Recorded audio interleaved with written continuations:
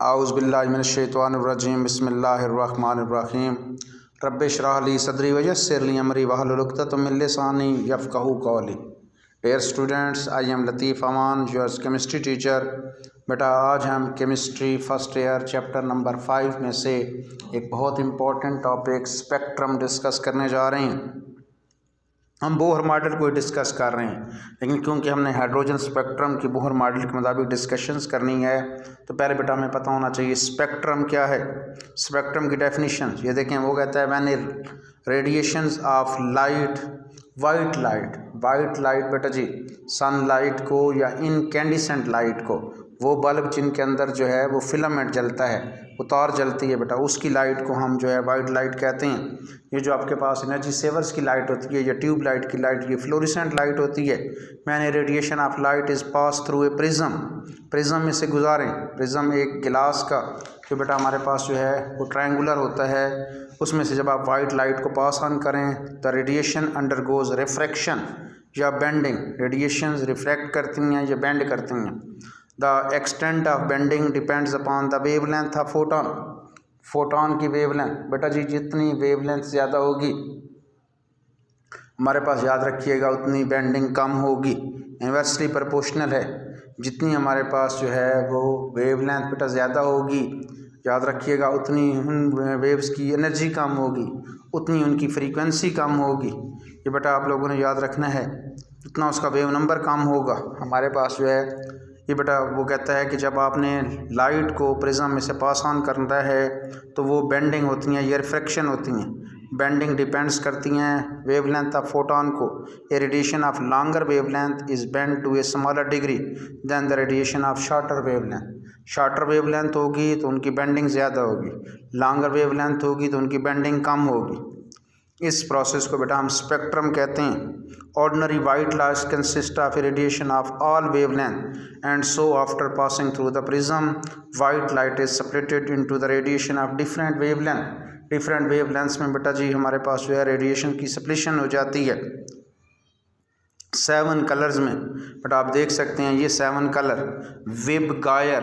बेटा आप लोगों ने ये हमारे पास में बच्चों को हमेशा समझाता होता हूँ, VIB GYO और R, ये वर्ड है वेब गायर। V से वायलेट, I से इंडिगो, B से ब्लू, G से बेटा जी ग्रीन, Y से येलो, O से ऑरेंज और R से रेड। और बेटा इसकी वेवलेंथ जो होती है 400 नैनोमीटर से 750 नैनोमीटर के दरमियान होती है। जो वायलेट है हमारे पास वो 400 नैनोमीटर और जो रेड होगी बेटा वो 750 नैनोमीटर। इस वेवलेंथ, जिस तरह बच्चों हम हर वेवलेंथ की हम जो है हर फ्रीक्वेंसी की आवाज़ सुन नहीं सकते, इसी तरीके बेटा हम हर वेवलेंथ की रेडिएशन को देख नहीं सकते। तो आप लोग जब जो है वो वाइट लाइट को प्रिज्म में से पास ऑन करते हैं तो वो 7 कलर्स में जो है वो बेंड हो जाती है, रिफ्रैक्ट हो जाती है। अभी मैंने आपको बताया है कि वेवलेंथ रेड की सबसे ज़्यादा है 750 नैनोमीटर, तो इसकी रिफ्रैक्शन सबसे कम होगी। और बेटा 400 नैनोमीटर इसकी वेवलेंथ कम है तो इसकी बेंडिंग, इसकी रिफ्रैक्शन जो होगी वो सबसे ज़्यादा होगी। ये बेटा जी 7 कलर्स में हमारे पास जो है इमिट हो गई है। ये देखें जी, the colours of visible lights are violet, indigo, blue, green, yellow, orange and red and their wavelength ranges from 400 nanometre to 750 nanometre. अब बेटा ये हमारे पास विजिबल रीजन है। इस विजिबल रीजन्स के अलावा बेटा याद रखना है कि हमारे पास जो है वो और रीजन्स भी हैं। तो इसके लिए मैं एक वर्ड बच्चों को समझाता होता हूँ, मैं कहता होता हूँ Rami लक्सी।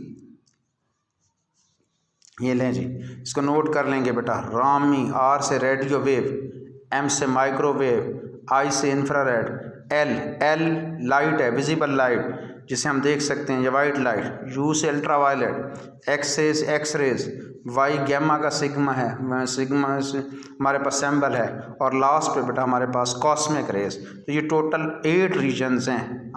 RA radio wave 1, micro 2, infrared 3, light visible light 4, ultraviolet 5, X ray 6, gamma rays 7 और कॉस्मिक रेज 8 रीजन में से हम सिर्फ और सिर्फ एक हम वाइट लाइट को देख सकते हैं या विजिबल लाइट्स को देख सकते हैं।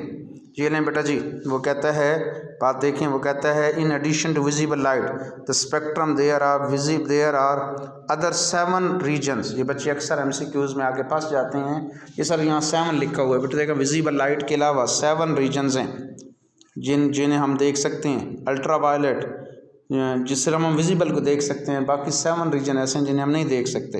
ये लें बेटा जी, हमारे पास जो है वो मैंने आपको अभी बताया बेटा ये 7 रीजन्स, तो इनकी तरतीब मैंने आपको समझाई है। Ultraviolet, X rays, gamma rays, cosmic rays, ये हमारे पास लोअर वेव लेंथ की तरफ है, मतलब ये वायलेट से पीछे।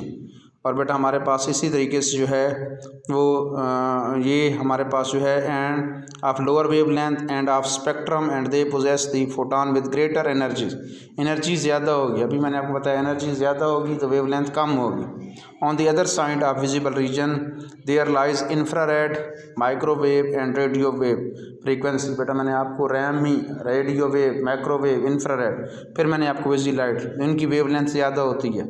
Shows the continuity of wavelength for all the type of region of spectrum, hence a visible display or dispersion of components of white light when it is passed through a prism is called। बेटा जब आप जो है visible या dispersion, इसको आप underline कर लें, विजिबल लाइट को जब डिस्पर्स होती है, डिस्पर्शंस होती है डिफरेंट कंपोनेंट में, तो इसको हम प्रिज्म्स कहते हैं। 2 वेब गायर का वर्ड मैंने आपको समझाया है बेटा, टोटका और रामी लेक्सी, इसको आपने समझना है।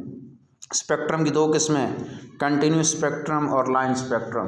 अक्सर बेटा पेपर में क्वेश्चन आ जाता है differentiate between continuous spectrum and line spectrum, तो बच्चों को मैं हमेशा एग्जांपल दे देता होता हूँ। ये देखें बेटा, आप लोग जो है रेनबो, जो कौसे कज़ा देखते हैं आसमान पर बारिश के बाद, वो कंटिन्यूस स्पेक्ट्रम है। In this type of spectrum the boundary lines line between the colours and can not be mark. Different colours mark नहीं हो सकते, number 1 point. The colors diffuse into each other. Number 2 point, one color merge into another without any dark spaces. तीसरा point, the best example आपने continuous spectrum की rainbow है हमारे पास, या it is the white light obtained emitted by the sun or incandescent light, electric light, solids वगैरह से बेटा हमारे पास जो है जो लाइट हमारे पास स्पेक्ट्रम बनता है, हम इसे कंटिन्यूस स्पेक्ट्रम कहते हैं। It is the characteristics of matter in bulk, ये नंबर 5वां पॉइंट है। तो 5 पॉइंट मैंने बनाए हैं कंटिन्यूस स्पेक्ट्रम से। नंबर 1 मैंने कहा है बाउंड्री लाइन जो है वो कैन नॉट भी जो है मार्क नहीं हो सकती। नंबर 2 मैंने कहा है कलर्स डिफ्यूज्ड हो गए इनटू ईच अदर। नंबर 3 मैंने कहा है 1 कलर मर्ज हो गया है अदर में without any dark space. Number 4 मैंने कहा it is the characteristics of matter in bulk. और नंबर 5 में बेटा मैंने जो है वो इसकी एग्जांपल दे दी है, रेनबो वगैरह या इनकैंडिसेंट लाइट जो है ये हमारे पास जो है इनका स्पेक्ट्रम कंटिन्यूस स्पेक्ट्रम आएगा। अब बेटा एटॉमिक और लाइन स्पेक्ट्रम, एटम का स्पेक्ट्रम, अब यही चीज़ें वहाँ आप अपोजिट करते जाएंगे। अगर आप इसको याद कर लें, वहाँ यहाँ आपने कहा द बाउंड्री लाइन जो है the boundary line between the colours can not be mark, वहाँ आप कह देंगे colours boundary line between the colours can be mark. यहाँ आपने कहा है the colours diffused into each other, वहाँ आप लिखेंगे colours are not diffused into each other. 3 number पर यहाँ लिखा है 1 colour merged into another without any dark space, वहाँ आप लिखेंगे 1 colour does not merge into each other, colors does not merge into each other and different with the dark space। Number 4 जो है ये यहाँ पर आपने लिखा है it is the characteristics of matter in bulk, वहाँ आप लिखेंगे it is the characteristics of, बेटा हर एटम का अपना करेक्टरिस्टिक्स होता है। लिथियम का और जो है वो स्पेक्ट्रम आएगा, सोडियम का और आएगा, पोटाशियम का और आएगा। यहाँ पर आपने कहा है कि रेनबो जो है हमारे पास जो है वो कंटिन्यूस स्पेक्ट्रम है। यहाँ पर बेटा आपके पास सोडियम का स्पेक्ट्रम या आपके पास जो है वो लिथियम का, पोटाशियम का स्पेक्ट्रम जो है ये हमारे पास जो है एटॉमिक या लाइन स्पेक्ट्रम आएगा। एक दफ़ा हम इसे पढ़ लेते हैं, पॉइंट वही याद रखने हैं आपने। व्हेन एन एलिमेंट और its compound is volatilised on a flame, आप वोलेटिलाइज करें फ्लेम में, and the light emitted is seen through a spectrometer. Spectrometer बेटा वो इंस्ट्रूमेंट जिससे हम जो है वो स्पेक्ट्रम की डिस्कशंस करते हैं, हम स्पेक्ट्रोमीटर कहते हैं। इसकी स्टडी को स्पेक्ट्रोमेट्री कहते हैं। वही see distinct line separated by a dark space, देखें वही पॉइंट बन गया। This type of spectrum is called line spectrum, या हम उसे बच्चों एटॉमिक स्पेक्ट्रम कहते हैं। This is the characteristics of an atom. देखें ऊपर आपने कहा this is the characteristics of matter in bulk. The number of lines on the distance between them depend upon the element volatilized. For example, line spectrum of sodium contains 2 yellow colored lines. Sodium का अगर देखें उसमें 2 yellow coloured lines आती हैं, separate by definite distance. Similarly, the spectrum of hydrogen consists of a number of lines of different colors having different distances from each other. It has also been observed that distance between the lines for the hydrogen spectrum decreases. ये देखें जी distance decrease होता जा रहा है with the decrease in wavelength. जैसे जैसे wavelength decrease होती जा रही है तो उनके दरमियान जो डिस्टेंस है वो भी डिक्रीज होता जा रहा है। एंड स्पेक्ट्रम तो बेटा ये हमारे पास जो है एक टाइम पर आकर ये वैसे ही हो गया जैसे इतना हमारे पास आगे जैसे जैसे आप जा रहे हैं left to right wavelength increase होती जा रही है तो हमारे पास जो है ये डिस्टेंस जो है वो जैसे जैसे आप राइट टू लेफ़्ट जाते हैं डिस्टेंस डिक्रीज होता जा रहा है। तो एक वक्त ऐसा आता है हमारे पास हाइड्रोजन का स्पेक्ट्रम जो है वो कंटिन्यूस स्पेक्ट्रम की तरह बन जाता है। तो हम कई दफ़ा कहते हैं कि हाइड्रोजन का स्पेक्ट्रम जो है एक ब्लेंड है, एक मिक्सचर है एटॉमिक स्पेक्ट्रम का और लाइन स्पेक्ट्रम का। आगे आते हैं बेटा atomic spectrum can be observe when element in gases state are heated at high temperature or subjected to an electric discharge. उस वक्त आप एटॉमिक स्पेक्ट्रम को ऑब्जर्व कर सकते हैं। एटॉमिक स्पेक्ट्रम की बेटा जी दो आगे हमारे पास दो मज़ीद टाइप्स हैं। एक को हम एटॉमिक एमिशन स्पेक्ट्रम कहते हैं, एक को हम एटॉमिक एब्जॉर्प्शन स्पेक्ट्रम कहते हैं। आप एक डिस्चार्ज ट्यूब लें, उसमें जो है वो बेटा जी जो है वो किसी भी एटम को एक्साइटेड फॉर्म में लेके हैं, वो एक्साइटेड होगा। एक्साइट से आप उसको एक छोटा सा बारीक सा सुराख करें डिस्चार्ज ट्यूब में से, वो डी एक्साइटेड होगा, उसको स्पेक्ट्रोमीटर में से गुजारेंगे तो आपके पास जो है उसका स्पेक्ट्रम आएगा। Atomic emission spectrum when solids are volatilized or element in their gaseous state are heated to a high temperature। आपने हाई टेम्परेचर्स दी है बेटा, इलेक्ट्रिकल डिस्चार्ज दी है, radiation of certain wavelength are emitted। The spectrum of this radiations contain bright lines against a dark background. ये सबसे important बात है बेटा जी, ये आपने इस इम्पॉर्टेंट बात को याद रखना है। हमारे पास ब्राइट लाइंस आएँ, डार्क बैकग्राउंड हो, बिल्कुल ब्लैक हो और उस पर ब्राइट लाइंस आ जाएं तो इसको हम एटॉमिक एमिशन स्पेक्ट्रम कहते हैं। और बच्चों atomic absorption spectrum, the beam of white light is pass through a gases sample of any element, the element absorb certain wavelength while the rest of. अब आप उसको सिंपली वाइट लाइट को आप जो है कोल्ड गैस में से गुजारें तो उसमें से कुछ वेवलेंथ जो है अब्जॉर्ब करेंगी लाइट, बाकी एमिट हो जाएंगी। The spectrum of this radiation is called atomic absorption spectrum. The wavelength of radiation that have been absorbed on element appeared as a dark lines। ऊपर आपने कहा था bright lines with A dark background, यहाँ हम कह रहे हैं dark lines with the bright background. अगर वाइट हमारे पास लाइट आएगी और उसके ऊपर ये देखें दोनों एक जैसे हैं, दोनों में फ़र्क क्या है बेटा जी?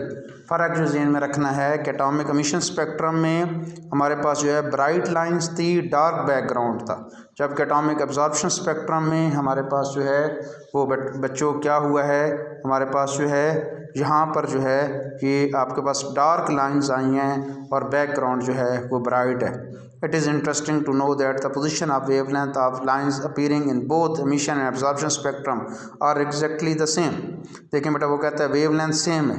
इन emission spectrum these lines appear bright, जो ब्राइट लाइंस थी वो दूसरे स्पेक्ट्रम में हमारे पास जो है वो एटॉमिक एमिशन स्पेक्ट्रम में ब्राइट जो थी, एटॉमिक एब्जॉर्प्शन स्पेक्ट्रम में वो डार्क हो गई हैं। तो हमारे पास बेटा जी यानी ये दोनों में अगर कहीं कंपैरिजन आ जाता है तो दोनों की वेवलेंथ इक्वल है। हाँ, जो बात याद रखनी है एटॉमिक एब्जॉर्प्शन स्पेक्ट्रम में जो हमारे पास जो है एटॉमिक एमिशन स्पेक्ट्रम में वो ब्राइट लाइंस थी डार्क बैकग्राउंड से, और एटॉमिक एब्जॉर्प्शन स्पेक्ट्रम में हमारे पास बेटा जी डार्क लाइंस आई हैं और बैकग्राउंड जो है वो ब्राइट है। उम्मीद है आपको ये बातें समझ आई होंगी, आप इन्हें पढ़ेंगे तो मज़ीद क्लियर हो जाएगी इंशाल्लाह ताला। अपने नेक्स्ट लेक्चर में हम हाइड्रोजन स्पेक्ट्रम को डिफरेंट सीरीज़ को डिस्कस करेंगे। अल्लाह पाक आप लोगों का हामी नासिर हो, दुआ में याद रखिएगा। अल्लाह हाफिज़ बेटा जी।